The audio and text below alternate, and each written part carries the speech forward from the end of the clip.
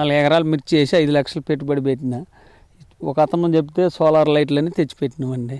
దీని గురించి కొద్దిగా అయితే ఆ పురుగులన్నీ నల్ల పురుగులు అయితే పడుతున్నాయి. కొంతమంది కాదంటున్నారు, కొంతమంది రౌన్ అంటున్నారు. దానివల్ల అయితే నిన్న మొన్న కొంచెం తగ్గినాయి. వాళ్ళకి ఒక 20 రోజులు అయింది పెట్టి 4,500 పడ్డదండి ఒక్కోటి. హైదరాబాద్ నుంచి తెప్పించినాం.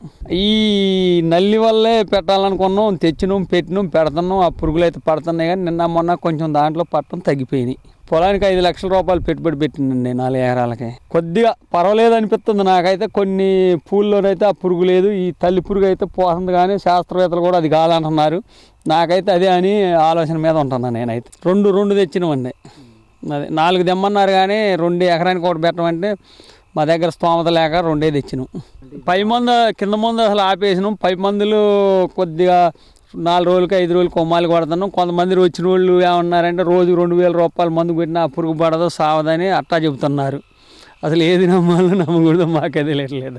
4 ఎకరాలు 160 క్వింటాలు, ఎకరానికి 40 క్వింటాల ఏది ఇయ్యడు. అటు ఇటు 15 క్వింటాల లెక్కన ఇద్దామని ఆశతో చేస్తున్నాం అండి. ఇది ఒక కాపు అయితే పడ్డది. ఎకరానికి ఒక 10 క్వింటాల కాపు అయితే దిగింది. కొద్దిగా పర్వాలేదు అనిపిస్తుందండి నాకైతే. ఆ నల్ల పురుగులు అయితే ఆగిపోయినాయి, పడట్లేదు ఎక్కువ. ఇదివరకైతే తెప్పలు రోజు 5 కేజీల పురుగులు బయట పోసేవాడిని. ఇక నిన్న ఇవాళ కొంచెం తగ్గినాయి.